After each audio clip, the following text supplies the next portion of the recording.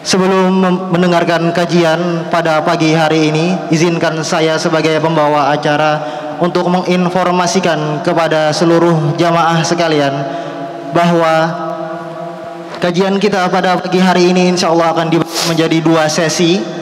Sesi pertama yaitu sesi penyampaian materi dari pukul 9 lewat 10 WITA sampai dengan 10 lewat 10 WITA. Kemudian dilanjutkan dengan sesi kedua yaitu sesi tanya jawab atau konsultasi syariah dari pukul 10 lewat 10 WITA sampai dengan pukul 10 lewat 30 WITA. Dengan ini kami persilahkan kepada guru kita Al-Ustaz Al-Fadil Dr. Muhammad Haikal Ali Basyarahil Hafizahullah Ta'ala untuk menyampaikan materi. Dipersilahkan. Assalamualaikum warahmatullahi wabarakatuh.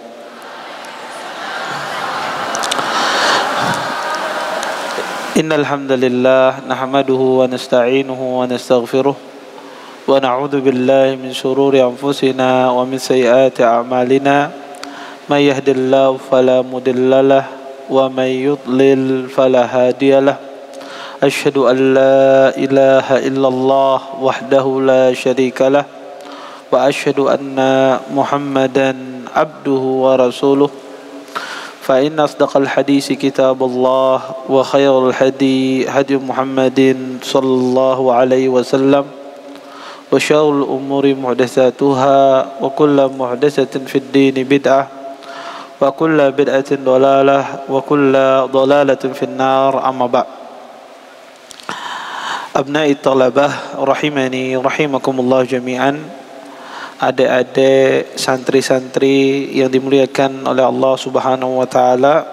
Alhamdulillah, segala puji bagi Allah Subhanahu wa taala dengan limpahan nikmat yang begitu besar, di antaranya nikmat iman, nikmat Islam, nikmat kesehatan, sehingga kita bisa bermujalasah, bisa hadir di majelis ilmu. Mudah-mudahan apa yang kita sampaikan mendatangkan manfaat dan kita bisa mengambil ilmu yang disampaikan nanti bisa dipahami, dicerna dan diamalkan. Dan apa yang kita cari pada hari ini mudah-mudahan mendatangkan keberkahan dari Allah Subhanahu wa taala. Santri-santri yang dimuliakan oleh Allah Subhanahu wa taala, tulab yang senantiasa diberkahi oleh Allah Subhanahu wa taala. Kajian kita pada pagi hari ini kita akan membahas bagaimana para salaf, orang-orang terdahulu itu menuntut ilmu. Bagaimana mereka mencari ilmu. Pertama, tidak ada kemuliaan yang luar biasa yang Allah berikan kecuali kepada penuntut ilmu. Kenapa? Karena keutamaan orang yang menuntut ilmu itu sangat banyak. Cukuplah sebuah hadis Nabi SAW yang mengatakan, "Man salaka tariqan yaltamisu fihi ilman, sahhalallahu lahu bihi tariqan ila jannah." Tidaklah suatu kaum menempuh sebuah jalan yang mana jalan ditempuh tersebut untuk mencari ilmu, maka Allah Subhanahu wa taala akan memudahkan baginya jalan ke surga. Maka orang yang menuntut ilmu dimudahkan oleh Allah Subhanahu wa taala ke surga. Ada di antara adik-adik, di antara mahasiswa santri yang tidak mau masuk surga? Yang mau masuk neraka angkat tangan. Enggak ada. Yang mau masuk surga? Masya Allah, semuanya mau masuk surga.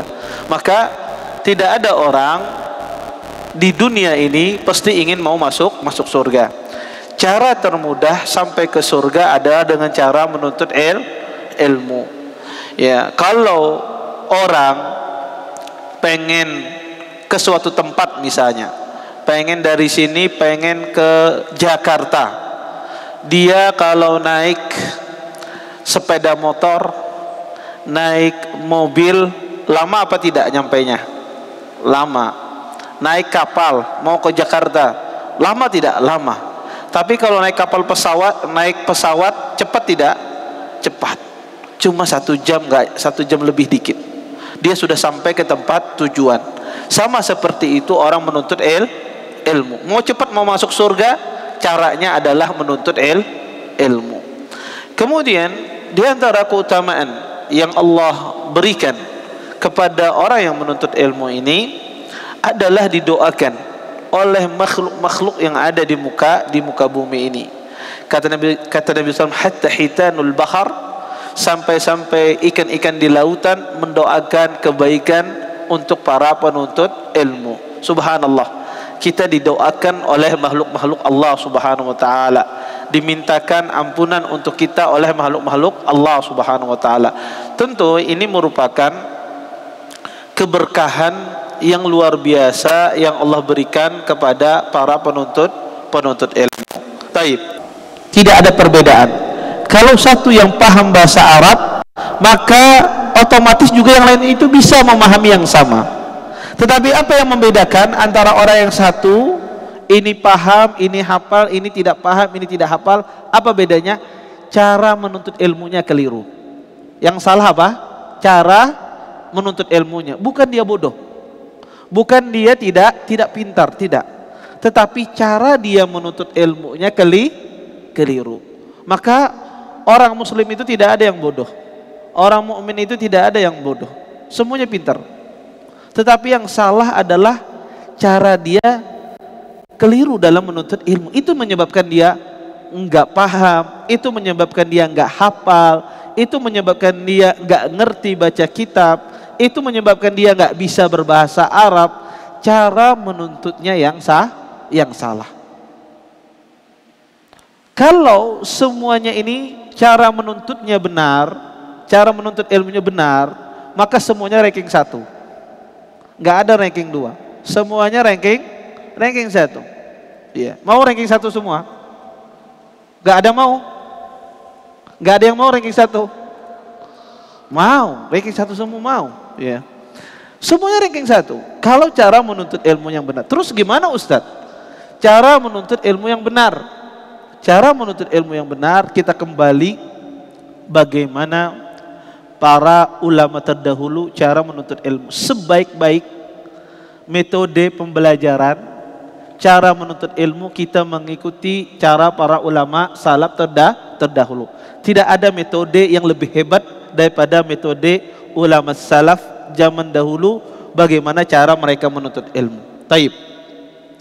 Seseorang penuntut ilmu, kalau dia menguasai 3 hal ini, maka dia akan menjadi penuntut ilmu yang luar biasa. Orang yang alim yang luar biasa. Orang yang alim insya Allah seperti Imam Bukhari. Mau?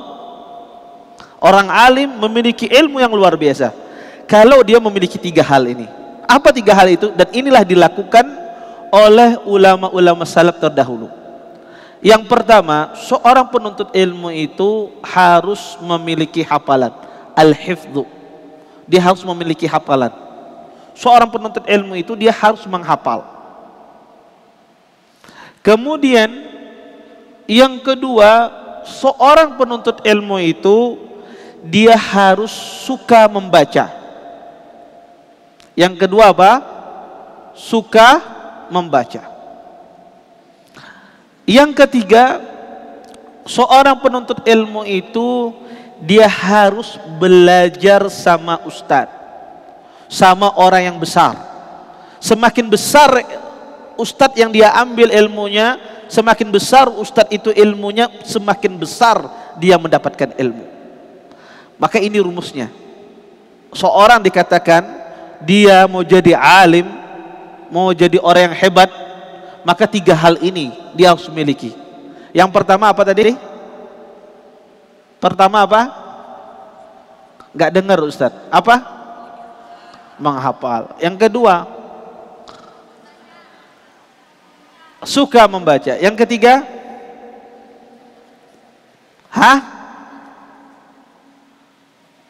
gak dengar Ustadz. Satu aja yang jawab, yang lain gak tahu.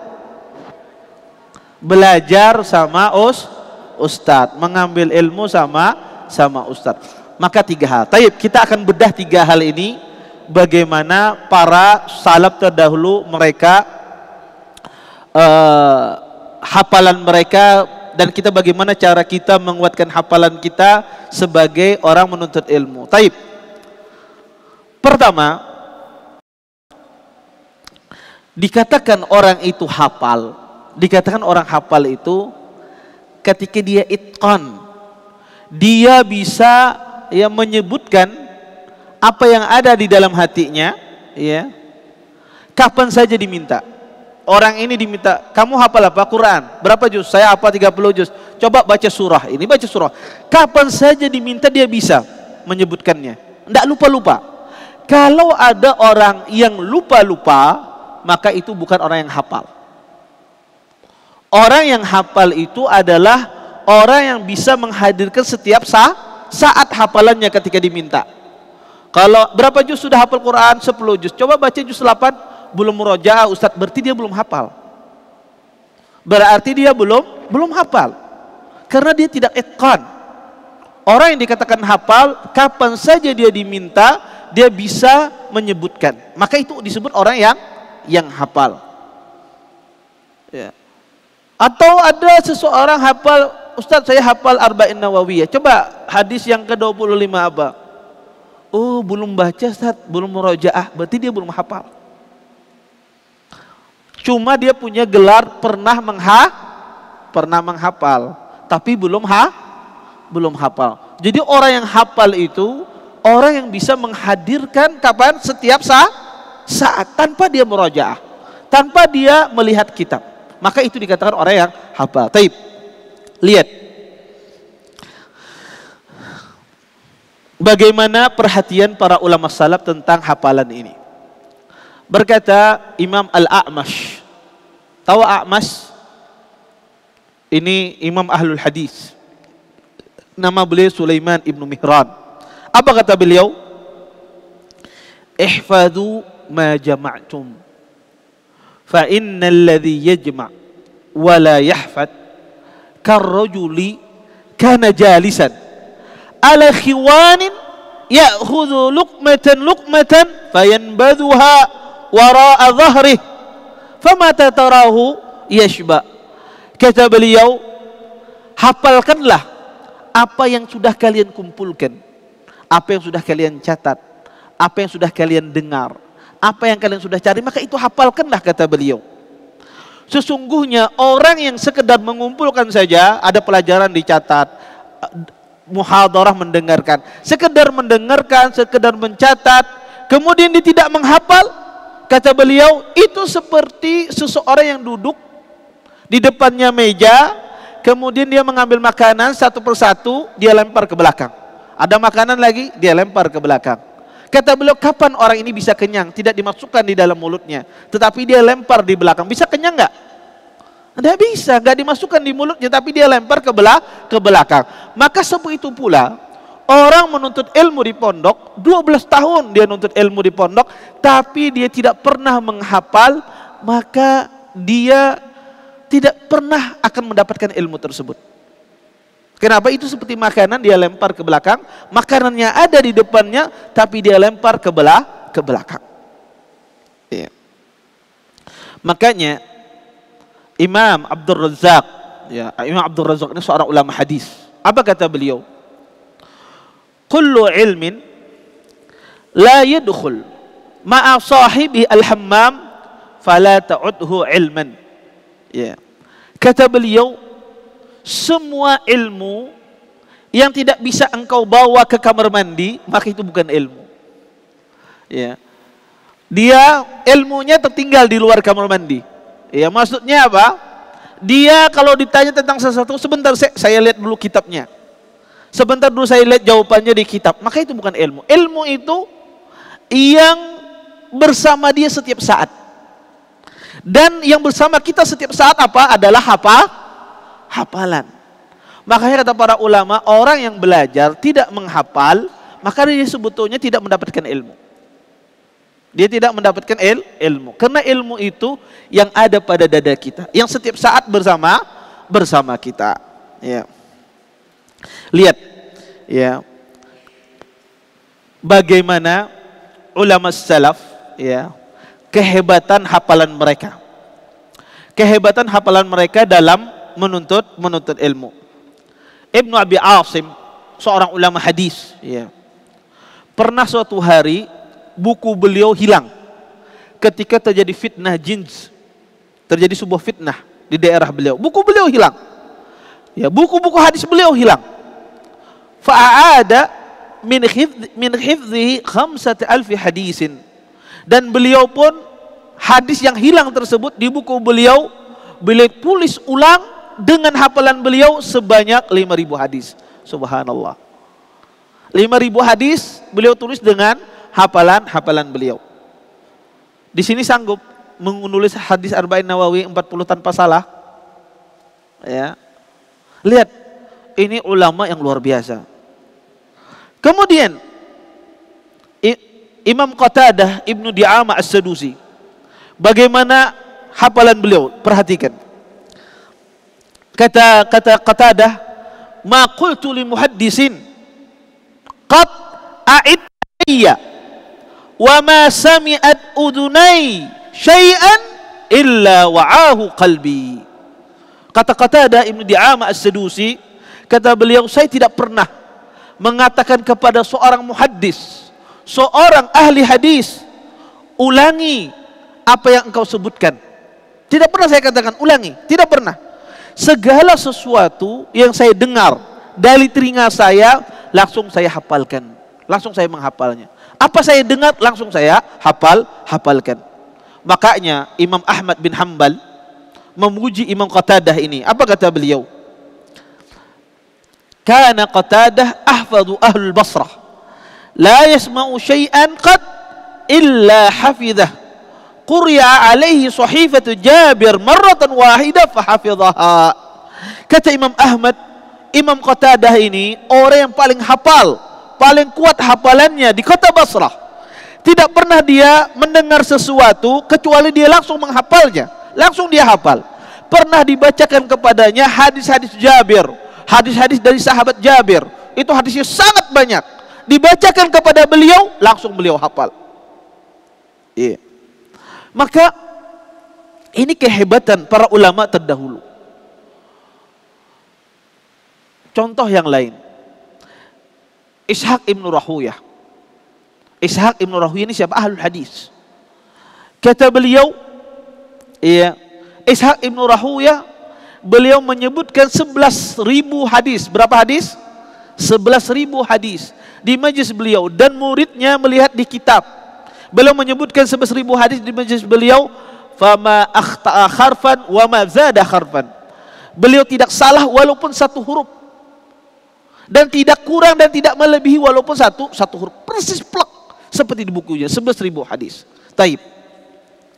Kenapa mereka bisa semacam ini hafalannya? Kenapa mereka para salaf itu kuat hafalannya semacam ini? Mau adik-adik hafalannya seperti mereka? Ada yang nggak mau? Angkat tangan kalau nggak mau. Ya. Mau hafalannya seperti mereka? Mendengar langsung hafal. Mau jadi Imam Syafi'i semua? Jadi Imam Bukhari semua? Maka apakah itu mustahil bagi orang zaman sekarang? Tidak mustahil. Tidak mustahil bagi orang zaman sekarang. Kalau ulama salaf terdahulu bisa, maka kita pun juga bisa. Caranya gimana, Ustadz? Saya bisa seperti mereka, ya. Maka caranya kita mengikuti gaya mereka belajar. Kalau kita mengikuti gaya mereka belajar, cara mereka menuntut ilmu, maka hafalan kita pun sama seperti mereka. Kalau tidak sama, menyerupai hafalan mereka. Bagaimana cara mereka menghafal? Maka kita harus paham. Cara para ulama salaf terdahulu menghafal, maka kaidah menghafal itu cuma dua. Kaidah menghafal itu cuma dua. Pertama adalah seseorang menghafal itu tidak banyak-banyak. Menghafal itu tidak banyak-banyak. Disesuaikan dengan kemampuan otak kita. Menghafal itu tidak perlu banyak-banyak, disesuaikan dengan kemampuan otak kita. Kemudian yang kedua, kaidah menghafal itu sering mengulang hafalan yang sudah dihafal. Yang kedua apa? Sering mengulang hafalan yang sudah dihafal. Pertama tadi apa? Yang di pojok. Pertama tadi apa? Iya, di depan yang pojok. Yang pertama apa tadi? Siapa yang bisa? Apa? Tidak menghafal banyak-banyak sesuai dengan kemampuan otak kita. Yang kedua apa? Siapa yang menyebut kedua? Yang di belakang. Ayo, santri yang paling belakang, kacamataan. Ada santri? Nggak ada. Ya, sebelum belakang santri terakhir. Ya, silahkan. Yang kedua apa? Baju putih, nggak peci hitam. Ya. Yang kedua apa? Ya. Apa?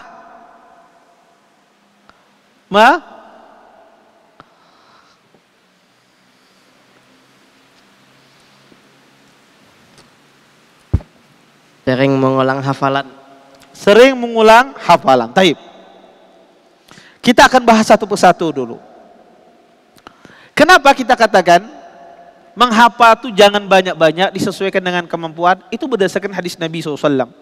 Nabi SAW sebagaimana diriwayatkan dalam hadis Aisyah radhiyallahu taala anha, Nabi SAW pernah bersabda, khudil amal ma tutiqun. Kata Nabi SAW, ambillah sebuah amalan itu sesuai dengan kemampuan kalian. Kemudian di akhir hadis Nabi mengatakan, inna ahabbal a'mal ilallahi madama wa in qalla. Sesungguhnya amalan yang paling dicintai oleh Allah Subhanahu wa taala, amalan yang konsisten, istiqomah dia beramalnya walaupun sedikit. Walaupun sedikit tapi dia konsisten. Maksudnya apa, Ustaz? Maksudnya adalah dia terus-menerus menghafal walaupun sedikit tapi dia konsisten menghafal terus sedikit demi sedikit.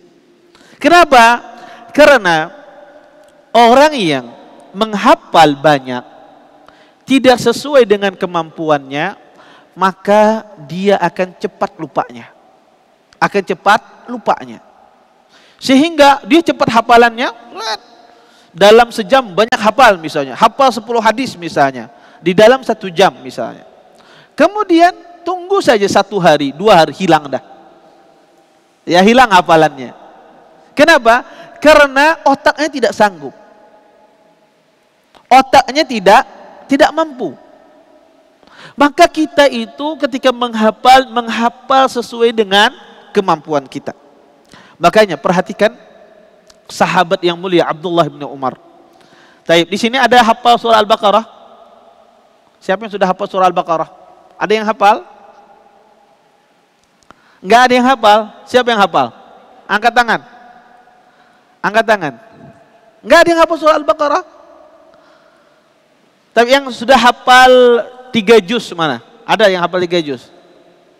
Siapa yang hafal 3 juz? Enggak ada yang hafal. Yang hafal 2 juz. Mana yang angkat tangan yang hafal 2 juz? Mana? Taib, 2 juz.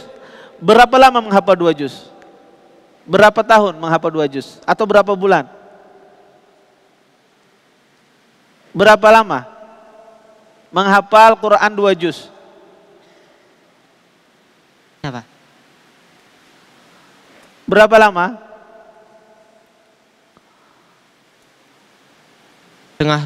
Setengah tahun, Masya Allah. 2 juz beliau hafal setengah tahun. Taib. Perhatikan Ibnu Umar. Surah Al-Baqarah itu berapa juz? 2 juz setengah kurang lebih. Taib. Kata Maimun ketika meriwayatkan athar dari Ibnu Umar. Kata Maimun, an Ibnu Umar annahu ta'allama surat Al-Baqarah 4 sinin. Sesungguhnya Ibnu Umar beliau menghafal dan mempelajari surah Al-Baqarah selama 4 tahun. Selama 4 tahun. Dalam sebagian riwayat waqila 8 sinin. Sebagian riwayat dikatakan beliau 8 tahun. Subhanallah. Lihat, salaf itu ketika hafalannya yang tadi saya sebutkan kuat, ya, yang luar biasa hafalannya kuat, ya, bukan berarti mereka itu menghafalnya banyak-banyak, tidak. Tetapi mereka itu menghafal sedikit demi sedikit. Coba perhatikan, tadi ada yang sudah hafal 2 juz dalam waktu setengah tahun. Ibnu Umar, sahabat Nabi SAW, menghafalnya 4 tahun. Itu menunjukkan apa?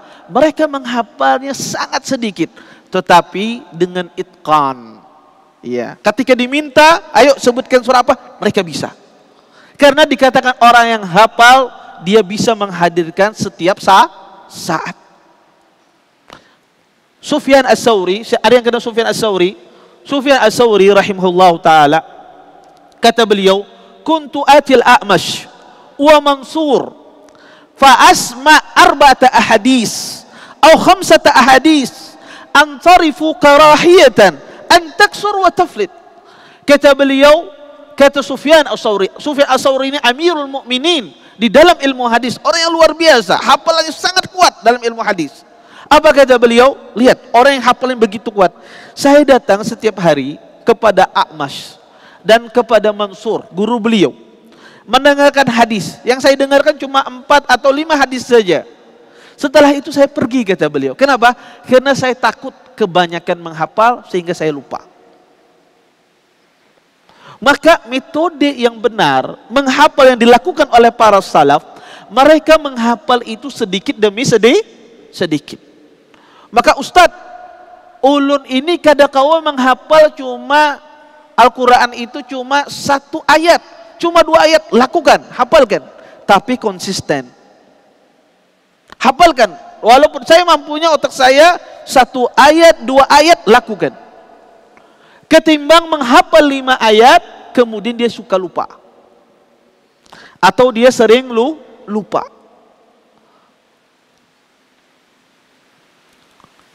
Ustadz kasih contoh lain, Imam Abu Hanifah.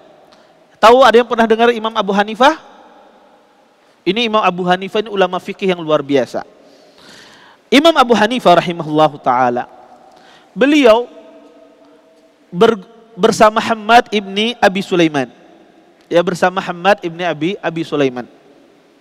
Ya, beliau belajar sama guru beliau namanya Hammad ibni Abi Sulaiman. Beliau cuma belajar masalah fikih itu cuma 3 masalah saja sehari. Sehari 3 masalah, sangat sedikit. Padahal beliau orang yang sangat jenius. Tetapi subhanallah, ya, setiap hari belajar 3 masalah, setiap hari belajar 3 masalah dalam masalah fikih, menjadi beliau imam. Semua orang bertanya kepada Abu Hanifah. Semua permasalahan fikih bertanya kepada Abu Hanifah. Padahal yang beliau hafalkan cuma 3 masalah setiap harinya. Maka ini cara yang dilakukan oleh ulama terdahulu. Kalau kita menghafal sedikit demi sedikit sesuai dengan kemampuan kita, maka apa yang kita hafal itu sangat kuat di otak kita. Maka seperti para ulama-ulama terdahulu.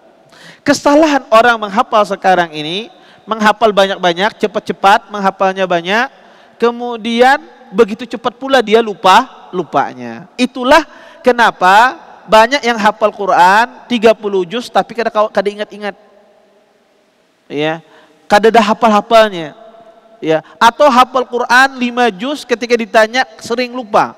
Harus murajaah dulu. Kenapa? Karena dia menghafalnya, cara menghafalnya tidak benar.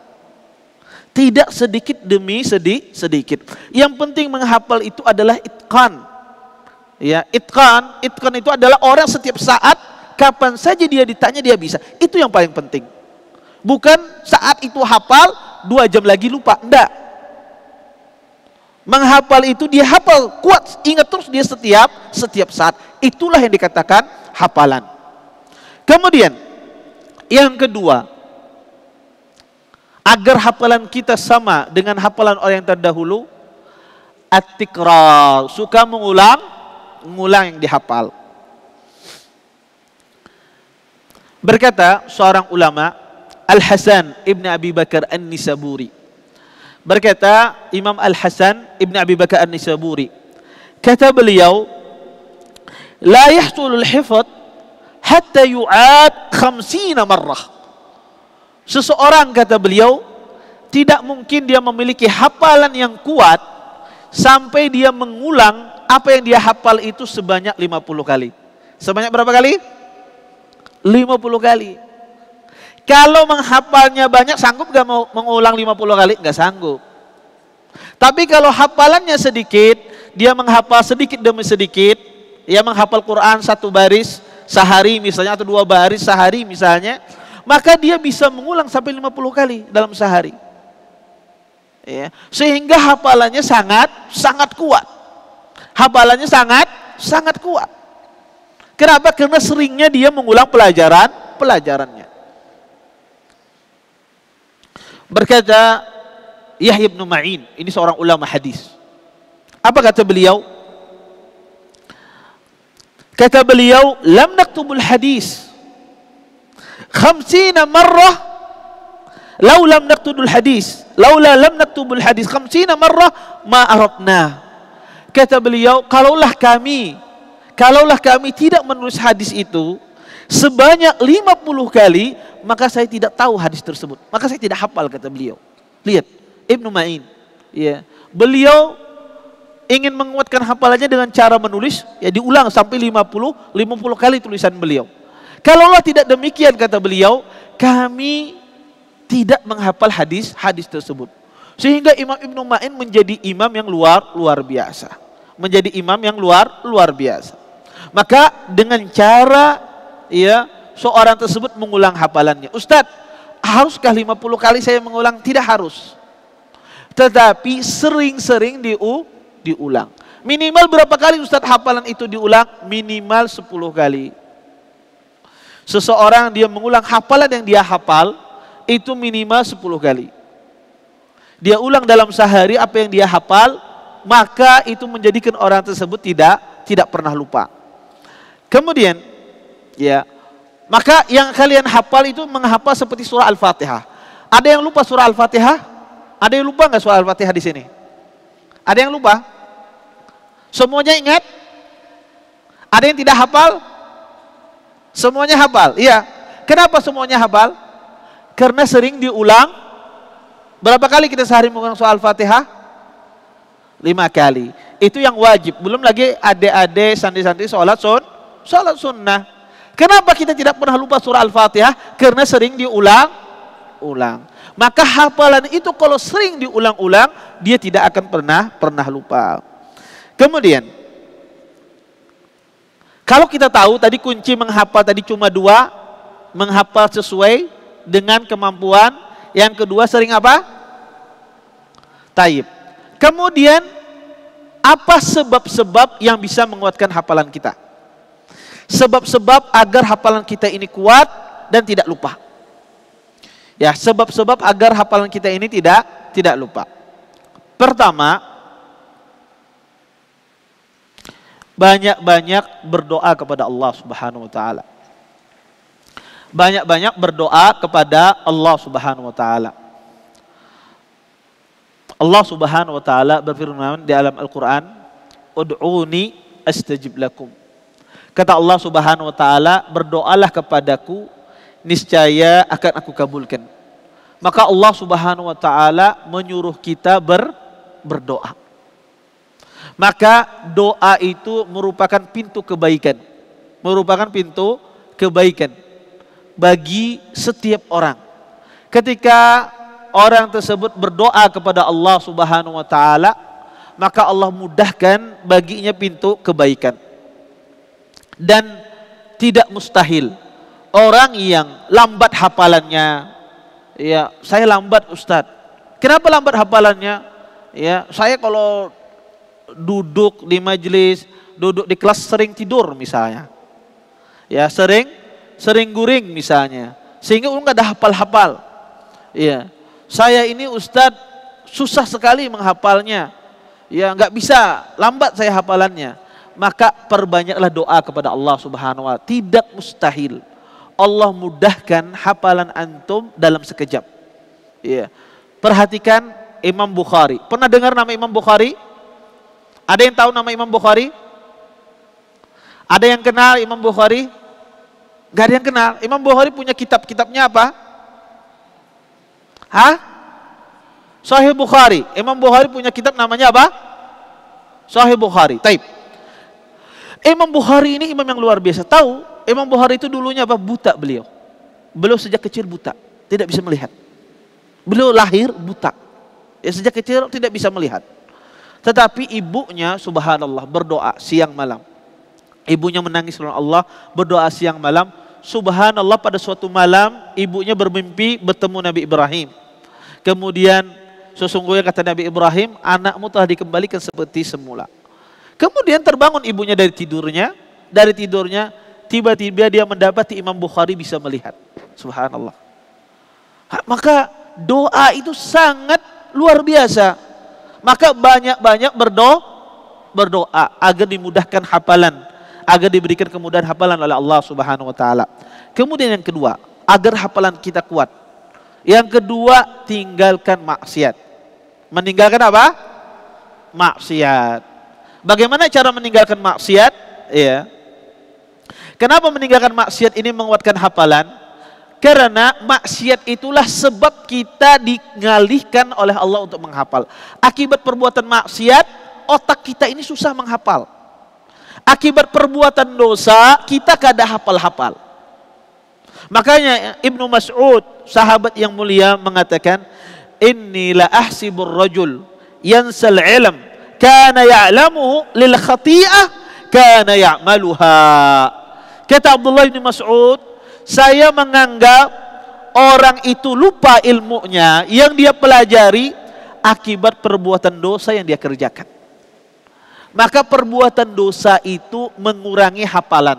Semakin banyak maksiat, semakin hafalannya ngalih. Semakin banyak kada ingatnya. Maka santri yang banyak bermaksiat, maka paling ngalih dia menghafal. Santri yang banyak bertakwa kepada Allah, rajin ibadah, maka santri tersebut makin mudah dia menghafal. Maka ini pertama. Pertama apa? Ya, meninggalkan maksiat. Pernah suatu hari Ali bin Khasram. Ali bin Khasram ini seorang ulama hadis. Beliau bertemu dengan Waqi' bin Jarrah. Waqi' bin Jarrah. Waqi' bin Jarrah ini seorang rawi hadis yang tidak pernah kalau menyebutkan hadis melihat kitabnya. Tidak pernah. Dia hafal hadis itu di dalam otaknya. Dia hafal ribuan hadis dan tidak pernah dia memegang kitab. Pernah suatu hari Ali bin Khasram mengatakan kepada Waqi', ya, "Ma ra'aitu biyadi Waqi'in kitaban qat, innama huwa al-hifdz." Kata Ali bin Khasram, saya tidak pernah suatu hari pun melihat pada Imam Waqi' bin Jarrah ini kitabnya. Tidak pernah. Setiap kali dia menyebutkan hadis lewat hafalannya. Fasa'altuhu an adwiyatil hifdz. Maka saya pun bertanya kepada beliau tentang obat menguatkan hafalan. Apa obatnya? Makan obat apa ini? Mixagrip kah? Ya. Paracetamol kah? Apa obatnya? Ya, dia bertanya, apa obatnya menguatkan hafalan? Kemudian berkata Waqi' kepada Ali bin Khasram, In allamtu dawa fastamaltahu. Kata beliau, jika saya sebutkan, saya ajari kamu obatnya, maukah engkau mengamalkannya? Kata Ali bin Khasram, wallah, demi Allah saya akan amalkan. Apa itu obatnya? Kata beliau, tarkul ma'asi, tinggalkanlah maksiat. Ma jarrabtu mislahu lil hifdz. Saya tidak pernah mencoba hafalan saya yang paling kuat kecuali ketika seorang itu meninggalkan maksiat. Maka orang yang meninggalkan perbuatan maksiat, maka Allah kuatkan hafalannya.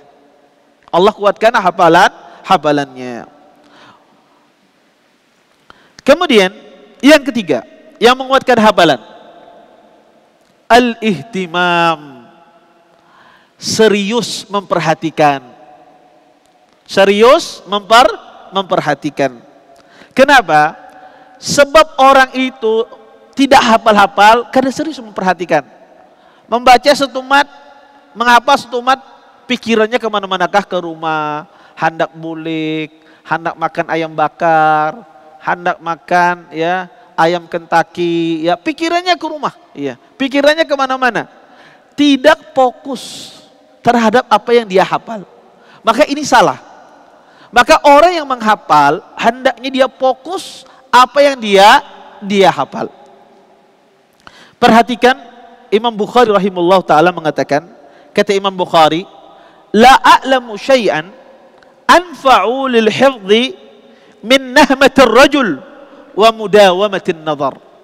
Kata Imam Bukhari, saya tidak mengetahui sesuatu yang lebih bermanfaat daripada untuk hafalan bagi seseorang daripada seseorang itu dia perhatian terhadap apa yang dia baca dan sering mengulang pandangannya, mengulang apa yang dia baca. Maka orang yang perhatian apa yang dia baca, perhatian apa yang dia hafal, maka hafalannya akan kuat. Orang membaca Quran 3 jam 2 baris kada sing hafal-hafalan. Kenapa? Karena menghayal aja. Ya, mulutnya membaca tetapi otaknya menghayal ke sana kemari. Maka kada hafal-hafal. Tetapi harus fokus. Perhatian apa yang dihafal. Ketika orang itu fokus apa yang dia hafal, maka dia mudah untuk menghafal. Kemudian yang keempat, agar kita dikuatkan hafalan, harus dibiasakan menghafal. Harus apa? Yang keempat apa?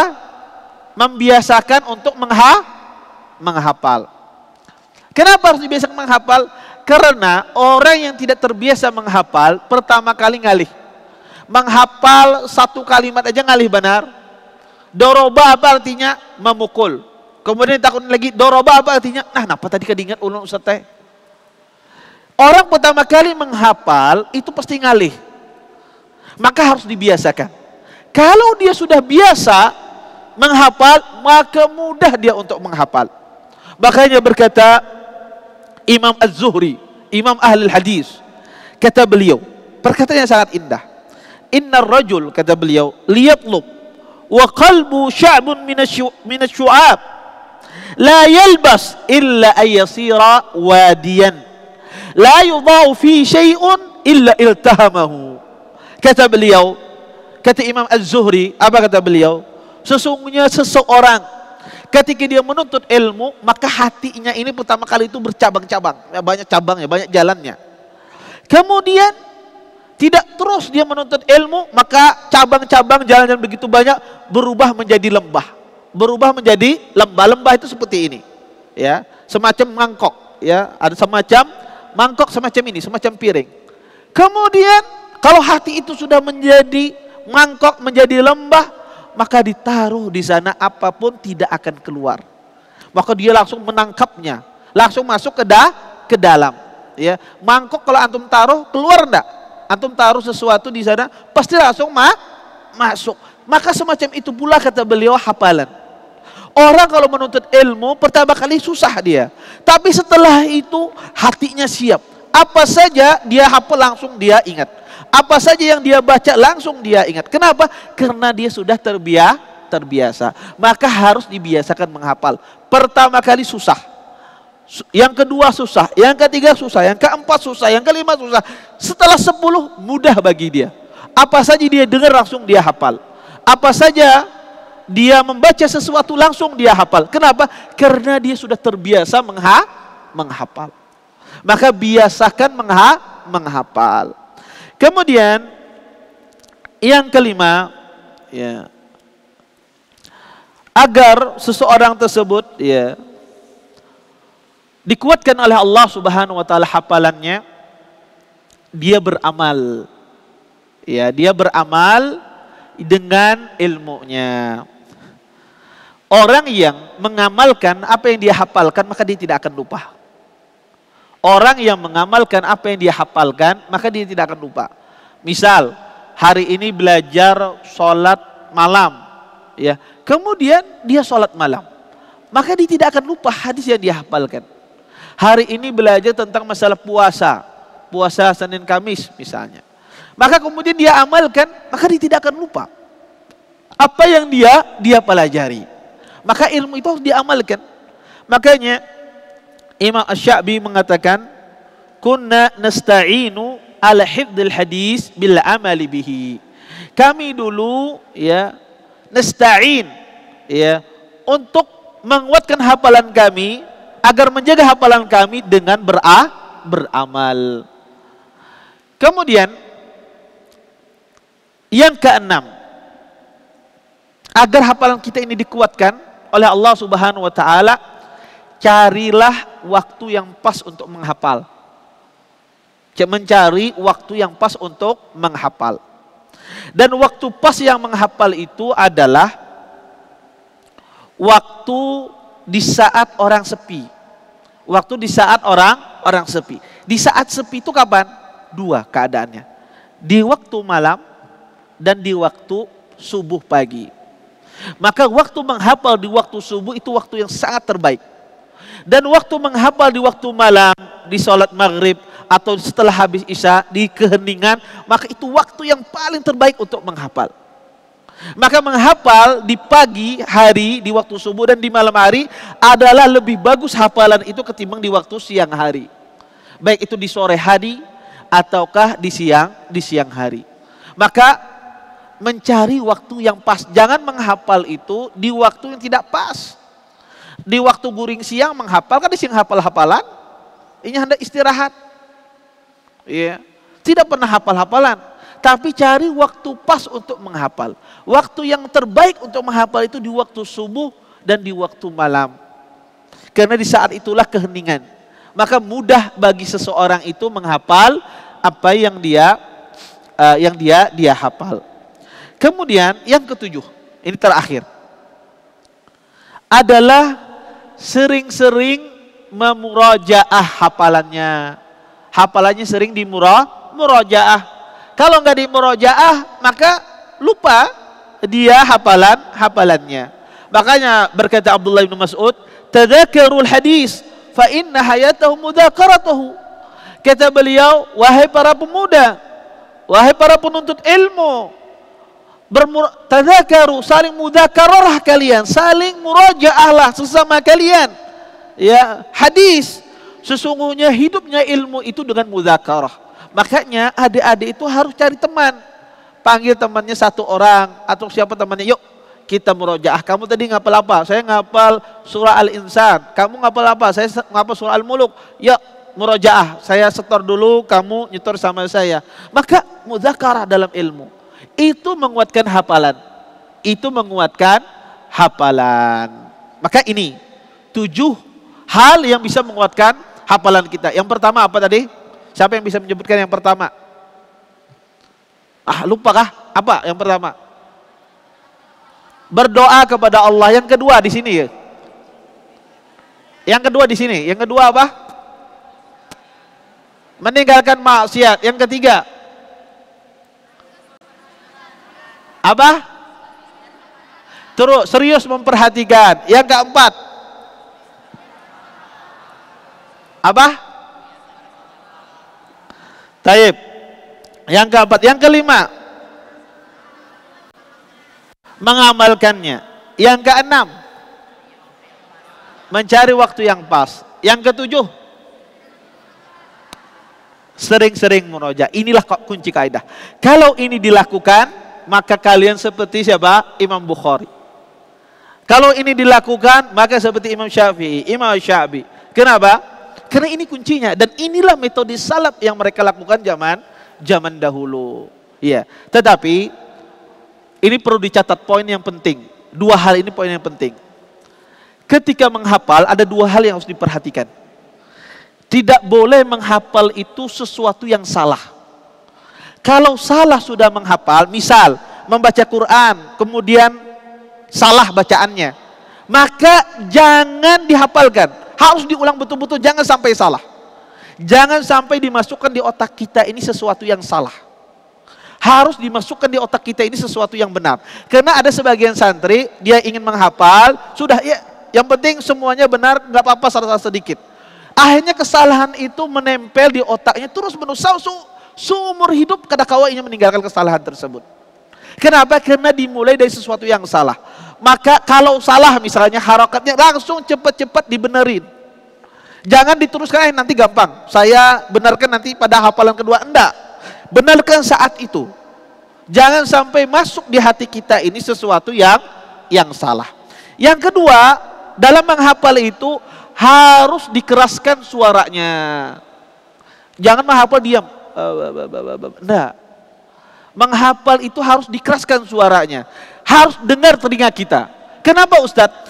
Karena kalau telinga itu mendengar apa yang kita ucapkan, maka itu menjadikan kuat hafalan kita. Ya, maka dikeraskan, tidak apa-apa. Keributan di masjid tidak ada masalah. Emang semacam itu orang menghafal, dikeraskan. Kalau kita keraskan suara kita, maka memudahkan kita menghafal. Kebanyakan orang itu lambat menghafal. Pertama apa? Dia kadang mengeraskan suaranya, supaya menghafal, sehingga dia susah untuk menghafal. Maka dikeraskan suaranya. Kalau kita mengeraskan suara kita, maka insya Allah Allah mudahkan untuk menghafal. Maka kunci menghafal itu cuma dua kata Ustadz, yaitu apa tadi? Yang pertama, menghafal sedikit demi sedikit sesuai dengan kemampuan otak kita. Yang kedua apa? Sering mengulang. Kemudian ada 7 hal yang menguatkan hafalan kita. Taib. Ini poin pertama. Para salaf dulu menuntut ilmu dengan cara menghafal. Poin yang kedua adalah dengan cara membaca. Taib. Masih ada. Taib. Apakah nanti berlanjut nanti apa? 10 menit. Taib. Sebetulnya Ustadz ingin menjelaskan 3 hal ini. Kata Ustadz tadi, menjadi penuntut ilmu itu apa? Tiga hal. Pertama apa? Menghafal. Yang kedua, suka membaca. Dan yang ketiga apa? Belajar sama Ustadz. Mengambil ilmu sama Ustadz yang terbaik. Taib. Tadi kita menghafal sudah selesai. Bagaimana menghafal, cara menguatkan hafalan. Yang kedua, bagaimana kita ini suka membaca. Taib.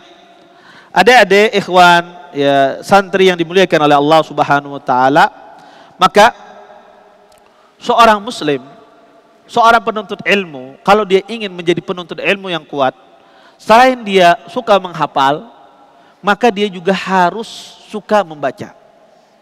Maka seorang ketika dia membaca apa saja, maka dia harus menentukan dari waktu kita ini untuk membaca. Maka tentukan dari waktu kita ini untuk membaca. Jangan sampai hari-hari itu berlalu tidak ada satupun yang kita baca. Tidak ada satupun yang kita baca. Maka harus ada hari, ada waktu kita tentukan. Misalnya hari ini saya ingin baca. Maka tentukan berapa lembar. Ya, misalnya saya ingin baca 2 lembar, gak usah banyak-banyak. Ya, tetapi harus ditentukan setiap hari itu ada yang dibaca. Taib. Kalau sudah paham apa yang ditentukan dibaca, maka harus ditaruh di sini, di otak kita. Tentukan buku apa yang dibaca. Ustadz, saya ini senangnya belajar hadis, maka baca buku hadis. Ustadz, ulun ini senang membaca tafsir, maka baca buku tafsir. Ada di sini perpustakaan. Taib. Masuk ke perpustakaan, cari yang mana tafsir, ambil, ya. Kemudian baca. Ustadz, saya ini senangnya baca buku fikih. Ambil buku fikih. Ustadz, saya ini senangnya baca buku IPS. Ambil buku IPS, tidak ada masalah. Tentukan berapa lembar saya baca. Maka tentukan buku yang dibaca. Ya. Kemudian, ya, kalau kita sudah paham apa yang kita baca, maka ada 9 kaidah dalam membaca. Ini cukup lah. Taib. Ada 9 kaidah di dalam membaca. Kalau kalian lakukan, dan inilah yang dilakukan oleh ulama salaf. Karena judul kita ini berat. Bagaimana cara orang terdahulu belajar. Dan kita ingin seperti mereka. Ya. Apa? Ya. Kalau kita sudah tahu apa yang kita baca, ya, maka ada 9 kaidah ya sebelum kita baca. Pertama, kita harus membaca apa yang kita ketahui dari kitab tersebut dengan sesuai kemampuan kita. Maksudnya apa, Ustaz? Bacalah buku yang sesuai dengan usia kita. Jangan seseorang itu membaca sesuatu yang tidak sesuai dengan usia kita. Misalnya adik-adik ini usianya mutawassithah. Maka baca buku tersebut sesuai dengan kemampuannya. Jangan membaca buku, wah saya masih Mutawasit itu, saya ambillah buku saya Islam Ibnu Taimiyah, Majmu' Fatawa. Enggak paham. Iya, enggak paham. Mengambil buku Ibnu Qayyim, enggak paham. Karena tidak sesuai dengan mustawanya. Tapi bacalah buku yang sesuai dengan kemampuan kita. Ustadz, ini bukunya ngalih banar bahasa Arab, ambil yang paling mudah bahasanya. Maka jangan mengambil buku yang tidak kita paham apa yang kita baca. Ini kaidah yang pertama membaca buku. Iya. Kita suka membaca itu apa? Ambil buku yang sesuai dengan apa kemampuan kita. Jangan membaca buku yang tidak kita paham. Kesalahan penuntut ilmu ya, sembarangan baca kitab. Tidak sesuai dengan ilmunya, kemampuan bahasanya lemah, kemampuan bahasa Arabnya lemah, kemampuan ilmu nahunya lemah. Kemudian dia mengambil buku yang berat sehingga dia tidak dapatkan faedah dari buku yang dia baca. Iya. Kaidah yang kedua, di dalam ya, membaca itu, bacalah dan otak Anda fokus. Saya tidak menyebutkan perkataan ulama salaf karena nggak cukup. Ya, setiap kaidah ini ada perkataan ulama salaf. Maka bacalah dan Anda fokus di dalam membaca. Jangan membaca itu saat menghayal, tidak ada manfaatnya. Orang membaca buku tapi otaknya menghayal, tidak ada manfaatnya. Gak akan masuk. Dibaca pun 100 lembar, walaupun dia baca 100 lembar tapi otaknya menghayal, tidak masuk. Ya tidak masuk. Harus membaca itu otak kita apa? Fokus ya. Kemudian yang ketiga, ya saya sebutkan saja. Harus ketika membaca buku itu harus dicatat faidah yang kita dapatkan dari buku tersebut. Maka adik-adik itu kalau setiap membaca itu harus ada pulpen. Harus ada pulpen. Maka haram hukumnya. Ya, haram hukumnya bagi penuntut ilmu ketika dia baca buku tidak ada pulpen. Maka harus ada pulpen, pensil ketika dia membaca buku. Ya, kenapa? Untuk mencatat faedah yang setiap dia dapati. Maka sebelum membaca buku harus ada pulpen. Jangan memulai membaca buku kalau nggak ada pulpen. Harus ada pulpen di samping. Ya, maka setiap dia membaca buku ada faedah yang dia dapatkan langsung dicatat, langsung ditulis faedah tersebut. Jangan dilewatkan, jangan dinanti-nantikan. Oke, Naja, aku catat, enggak. Langsung dicatat. Setiap faedah yang kita dapatkan langsung kita catat. Kenapa? Karena buku itu ketika kita baca buku itu berserakan permata yang begitu banyak. Ya, ketika kita baca buku itu banyak ya permata-permata yang luar biasa. Maka kita dengan mencatat kita memutiki permata tersebut, kita putiki. Kalau tidak kita catat tidak bisa kita putiki. Karena orang kalau membaca itu faedahnya sangat banyak di dalam buku tersebut. Ibaratnya itu ada iwak nih, ada ayam KFC di depan kita. Banyak ya, ada paha, ada dada ayam ya di depan kita. Kita ingin ya ingin mengambil ayam tersebut dengan cara diambil, ditaruh di piring.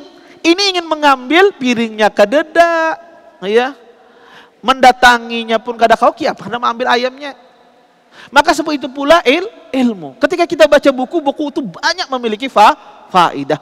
Maka ya dicatat apa faedah yang kita dapatkan. Kemudian keempat,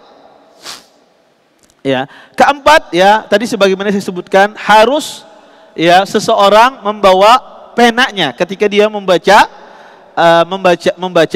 buku. Jangan sampai dia membaca buku tidak ada pena di depannya. Kemudian setiap faedah yang kita dapatkan kita catat di awal bab atau di awal buku. Misal ini ada buku, ya ada buku misalnya buku fikih. Maka setiap faedah yang kita dapatkan yang kita baca tulis di depan kitabnya. Di depan awal halaman safhah pertama atau di gilafnya, di awal gilaf, catat di sana faedahnya. Kalau sudah kebanyakan catat di tempat di mana kita baca tersebut babnya. Misalnya bab taharah, catat di sana faedahnya. Jangan dilewatkan, catat. Kenapa? Karena suatu saat nanti kita akan kembali. Oh, kita dihadapkan masalah. Oh, dulu saya pernah mencatat. Maka kita sudah tahu kebiasaan kita mencatat di awal gilaf, di awal halaman. maka sangat mudah kita kembali. Kenapa? Karena faidah ilmu itu dengan apa yang kita catat. Orang itu menjadi alim karena dia mencatat faidah-faidah yang dia tulis. Maka catat di awal halaman. Ketika buka buku awal jilid, disitulah kita kumpulkan semua faidah yang kita baca. Taib. Kemudian kaidah berikutnya yang keenam, berusaha faidah yang dicatat itu dikumpulkan sesuai dengan faidahnya. Ya, faedah yang dicatat sesuai dengan faedahnya. Misalnya, ya, ini berkaitan dengan masalah akidah, kumpulkan masalah akidah. Oh, ini faedahnya berkaitan tentang masalah fikih, kumpulkan berkaitan masalah fikih. Oh, ini faedahnya berkaitan tentang masalah sirah, kumpulkan dengan berkaitan masalah sirah. Oh, ini faedahnya berkaitan tentang masalah nahu, kumpulkan di masalah nahu. Jangan dicampur adukkan. Misalnya di halaman pertama ini masalah akidah. Halaman kedua misalnya ada faedah, kumpulkan berkaitan dengan masalah nahu misalnya. Maka kumpulkan setiap faedah sesuai ya dengan faedah itu sendiri. Jangan dicampur adukan, fikih campur akidah, akidah campur fikih di dalam satu halaman tersebut, maka nanti bingung apa yang ketika murajaah. Kemudian yang ketujuh,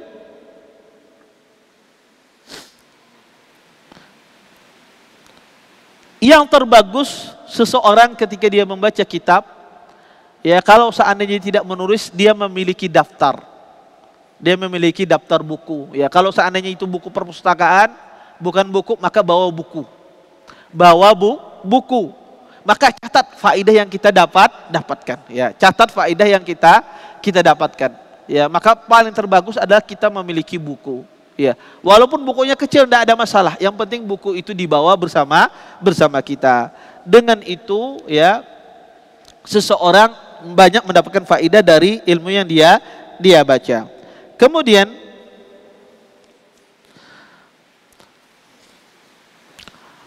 agar apa yang kita baca itu bermanfaat, maka ini kaidah yang ke-8, bahwasanya kita mengulang faedah yang kita baca. Jadi faedah yang kita tulis itu kita ulang lagi, kita baca. Ya, kita ulang di waktu yang lain. Seminggu sekali atau 2 minggu sekali, 1 bulan atau 2 bulan, maka diulang faedah yang kita tulis agar dapat faedah. Kemudian atau kita murajaah faedah yang kita baca itu sama teman kita. Ya, atau memanggil temannya, sini. Kenapa? Duduk ikut aku. Aku hendak memberikan faedah. Nih tadi aku udah baca ini, nah. Ini faedahnya ini. Tidak ada masalah. Panggil temannya, berikan faedah kepada temannya. Jangan apik-apik. Orang apik memberikan faedah kepada kawannya, dia tidak mendapatkan ilmu. Maka orang menuntut ilmu itu berikan faedah. Tadi dapat sesuatu yang baru. Tadi dapat faedah ini dari ustadz ini. Panggil temannya. Tadi aku dapat faedah lawan ustadz itu apa? Ini sebutkan. Dengan santri menyebutkan faedah sama temannya, maka ya menjadikan dia selalu ingat faedah tersebut. Kemudian ya ini yang paling penting ya di dalam kita membaca. Kemudian terakhir tadi adalah berguru dengan ustadz, ya mengambil ilmu dengan ustadz. Maka ya sebagaimana ya para salaf ya ketika mereka mengambil ilmu dengan ustadz tentu diperhatikan adab-adab ketika sama ustadz. Ya sebagaimana adik-adik semuanya santri sudah tahu adab sama ustadz dimuliakan, ustadz tersebut diihtiram, kemudian ya tidak mengganggu dia di waktu-waktu sibuknya dan bersabar terhadap ustadz tersebut. Kalau seandainya ada hal yang tidak menyenangkan dari ustadz tersebut, bersabar ya, karena semacam itu seorang mengambil ilmu dari ustadz. Mungkin ini saja yang dapat ustadz sampaikan, mudah-mudahan bermanfaat. Maka inilah ya para ulama salaf bagaimana mereka dahulu menuntut ilmu, yaitu mereka melakukan 3 hal: menghafal, suka membaca, dan mengambil ilmu dari guru-guru yang hebat. Maka semacam itulah para mereka terdahulu belajar. Wallahu ta'ala alam. Ustadz kembalikan kepada pembawa acara.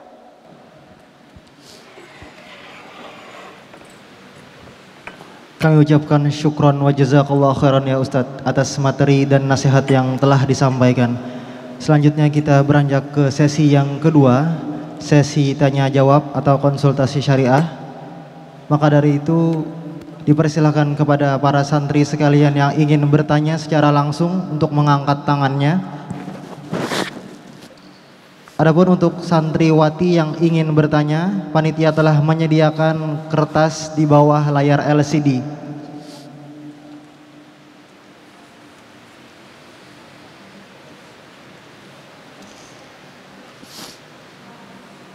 Jika tidak ada yang bertanya secara langsung, boleh lewat kertas.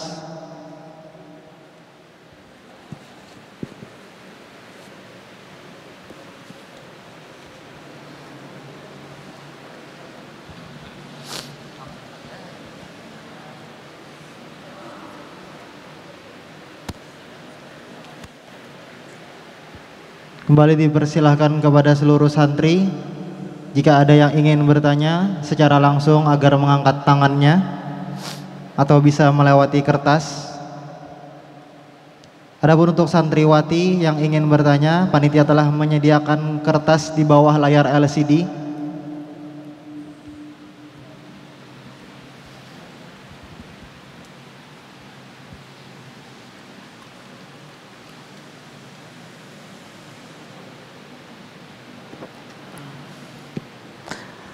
Taib, sembari nunggu pertanyaan, Ustadz yang bertanya. Taib, tadi Ustadz menjelaskan, ya kita murojaah sedikit. Ustadz menjelaskan bahwasanya menuntut ilmu itu, ya para ulama salaf melakukan 3 hal. Apa saja tadi 3 hal tadi, biar nggak lupa. Apa? Menghafal, yang kedua suka membaca, yang ketiga taib. Kalau menghafal, ya bagaimana agar kita bagaimana para salaf terdahulu menghafal dengan 2 hal? Apa? Menghafal tidak perlu banyak, sesuai dengan kemampuan. Yang kedua, sering mengulang. Taib. Kemudian ada 7 sebab menguatkan hafalan. Apa saja? Yang kedua, yang ketiga, yang keempat, membiasakan. Yang kelima, yang keenam, apa? Ya, yang ketujuh, taib. Kemudian membaca. Ketika membaca, ya, maka kita harus memiliki kaidah di dalam membaca. Apa saja kaidahnya? Yang pertama apa? Apa? Membaca apa yang kita ketahui sesuai dengan kemampuan pengetahuan kita. Yang kedua apa? Membaca otaknya apa? Hadir, nggak menghayal. Yang ketiga, mencatat faidah yang lewat. Yang keempat, memiliki apa? Polpen, harus ada polpen. Yang kelima, mencatatnya di ghilaf. Yang keenam, apa? Yang keenam, memiliki daftar atau kemudian yang ketujuh, faidah tersebut apa? Di murojaah atau di apa? Ya, memanggil teman untuk menyebutkan faidahnya. Ya, manggil temannya, yuk sini kita murojaah. Taib. Ada pertanyaan? Silakan.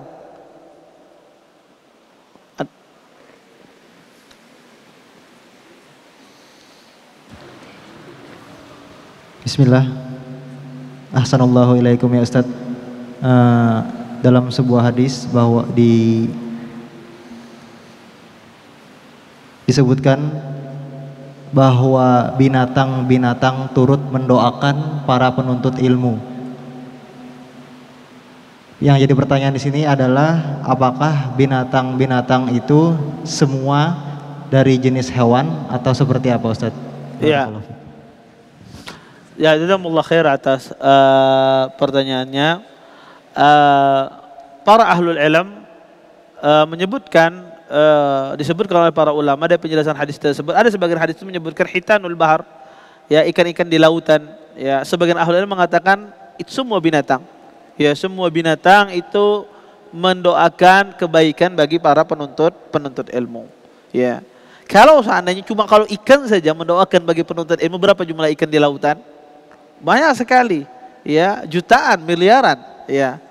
Ya, bahkan sebagian ahli ilmu mengatakan semua binatang itu mendoakan kebaikan bagi penuntut ilmu apapun jenisnya. Wallahu taala alam.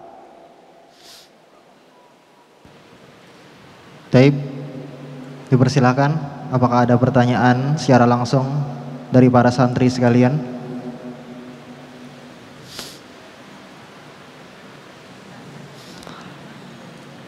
Taib.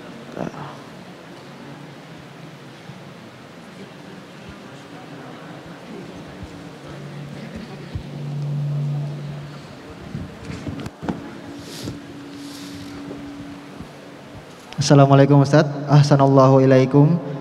Ustaz, bagaimana jika seseorang tidak pernah bermaksiat dan sering berdoa kepada Allah agar dimudahkan untuk menghafal, akan tetapi ia masih merasa kesulitan dalam menghafal? Barakallahu fiik. Ya, jazakumullah khairan atas pertanyaannya. Sebagaimana yang Ustaz jelaskan tadi, ya mungkin dia tidak pernah bermaksiat, dia sering berdoa kepada Allah Subhanahu wa taala, tapi tata cara metode menghafalnya salah. Metode menghafalnya salah. Maka tadi ada dua kaidah umum dalam menghafal. Tidak usah banyak-banyak dan sering mengulang. Ustadz, saya ini otak saya mampunya menghafal satu kalimat, hafalkan satu kalimat itu. Tidak ada orang tidak bisa hafal satu kalimat. Daroba, hafal semua. Maka menghafal sesuai dengan ukuran otak kita, bukan ukuran teman. Oh, teman saya bisa 1 lembar, saya kok nggak bisa? Enggak, bukan seperti itu menghafal. Menghafal itu sesuai dengan kemampuan kita. Kalau kita mampunya 1 ayat, 1 baris, hafalkan 1 baris. Kalau saya bisa mampu 2 baris, hafalkan 2 baris. Saya mampu 3 baris, hafalkan 3 baris. Saya mampu setengah lembar, hafalkan setengah lembar. Tetapi jangan banyak. Ya, sesuai dengan kemampuan kita. Ini sudah paling mantap. Ini saya sudah cocoknya saya setengah lembar. Ya sudah, setengah lembar jalankan. Cocoknya saya menghafal ini yang sedang bagi saya ini 1 baris, Ustadz. Ya sudah, 1 baris jalankan. Dan itu akan menjadi itqan. Ya. Nah, kadang-kadang orang berdoa meninggalkan maksiat, tapi dia tidak menemukan metode tadi. Kenapa? Karena dia tidak memiliki metode baik yang menghafal. Menghafalnya jumlahnya banyak dan yang lainnya. Maka kalau dia menghafal dengan jumlah sedikit, terus dia ulang-ulang, maka insya Allah Allah mudahkan hafalannya. Kemudian penghafalan itu butuh pembiasaan, sebagaimana kita katakan tadi, ya, berdoa, kemudian meninggalkan maksiat dan biasakan. Orang kalau sudah terbiasa itu ya menjadi mudah baginya. Contoh, di sini ada orang di sini. Ada yang bisa menguliti kambing, ya. Ketika kambing disembelih kemudian dibuka kulit, dipisahkan daging dari kulitnya.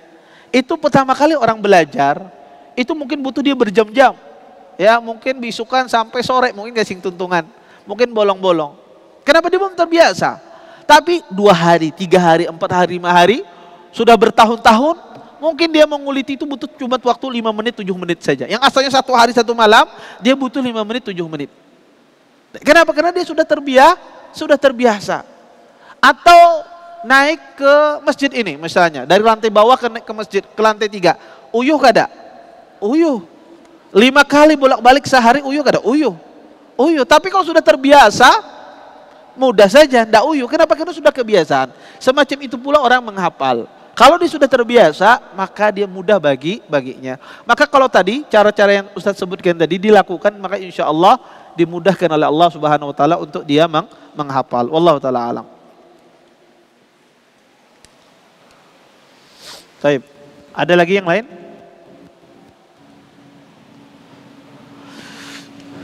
Cukup ya.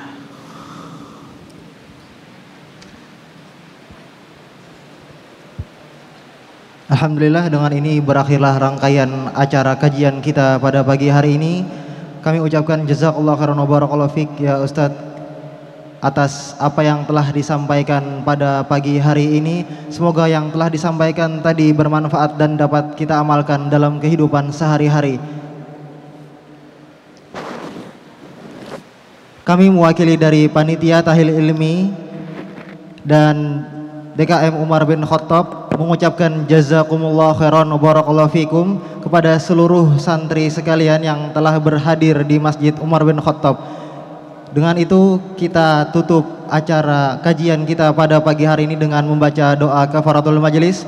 Subhanallah.